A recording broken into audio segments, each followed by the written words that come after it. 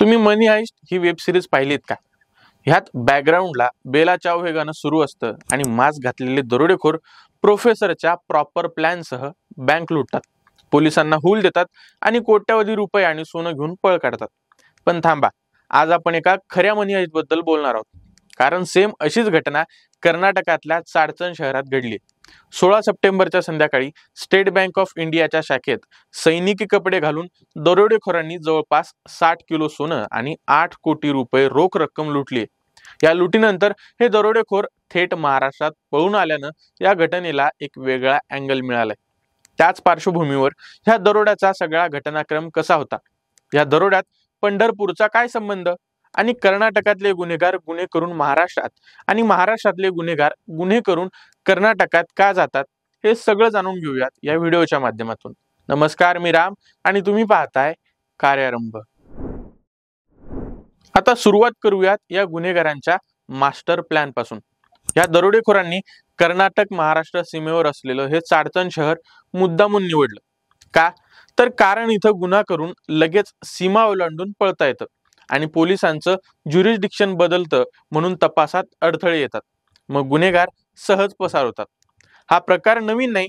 जून 2025 मध्ये विजयपुरात कॅनरा बँकेच्या शाखेतून 59 किलो सोनं आणि कोट्यवधी रोख रुपये हे लुटले होते आणि त्या गुन्हेगारांनी सीमेकडे पळ काढला होता.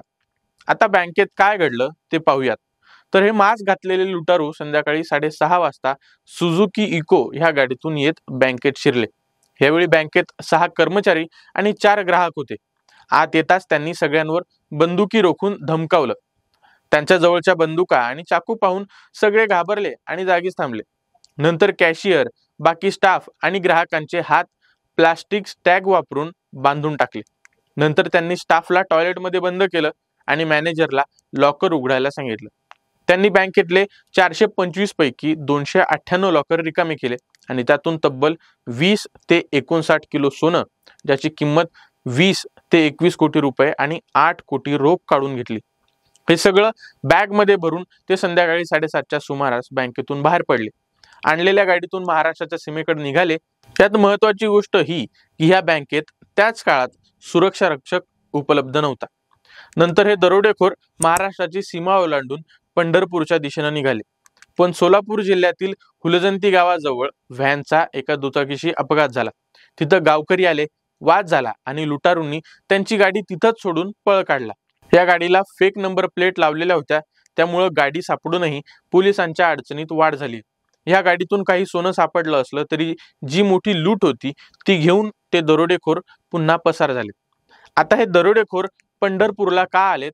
कारण हा रूट गुन्हेगारांसाठी एक सुरक्षित रूट आहे, जिथून उत्तर भारतात किंवा इतर राज्यात जाता येतं. या प्रकरणात कर्नाटक आणि महाराष्ट्र पोलिसांची संयुक्त टीम शोध घेत आहे, सीसीटीव्ही चेक करत आहेत, पण अजून क्लू नाही आणि क्लू मिळण्याची शक्यताही कमीच आहे. आता नेहमीचा एक मोठा प्रश्न हा की गुन्हेगार नेहमी कर्नाटकात गुन्हे करून महाराष्ट्रात का पळून येतात किंवा महाराष्ट्रात गुन्हे करून कर्नाटकात का पळून जातात? तर त्याचं कारण ही सीमा क्षेत्र आहेत, जिथे पोलिसांची मर्यादा संपते. कर्नाटक पोलिसांना महाराष्ट्रात जाण्यासाठी परवानगी लागते आणि महाराष्ट्र पोलिसांना कर्नाटकात जायला परवानगी लागते, ज्याची प्रक्रिया किचकट आहे आणि हीच गोष्ट गुन्हेगार हेरतात. विजयपुरातून पंढरपूर फक्त काही किलोमीटर अंतरावर आहे आणि मग तिथून मुंबई किंवा उत्तरेकडे सहज पोहोचता येतं. कलबुर्गी, बेळगाव यासारख्या बॉर्डर टाउन मध्ये अशा घटना नेहमीच घडतात. उत्तर भारतातल्या टोळ्या दक्षिणेकडे येतात, लूट करतात आणि सीमा ओलांडून पुन्हा पसार होतात. हे थांबवण्यासाठी इंटरस्टेट कोऑर्डिनेशन हवं असतं, जे सध्या पाहायला मिळत नाही. त्यामुळे गुन्हेगार एक पाऊल पोलिसांच्या पुढेच आहे. आता या प्रकरणात पोलिसांनी 4 स्पेशल टीम्स नेमल्या आहेत आणि लुटारू लवकरच पकडले जातील असा विश्वास पोलिसांनी व्यक्त केलाय. पण असे कित्येक गुन्हे घडले आहेत आणि त्यांचे गुन्हेगार अजूनही पसार आहेत. त्यामुळे ह्या प्रकरणात पुढे काय होईल हे पाहणं महत्त्वाचं ठरणार आहे. आता या फिल्मी स्टाईल दरोड्याबद्दल तुम्हाला काय वाटतं? कमेंट करून नक्की सांगा. धन्यवाद.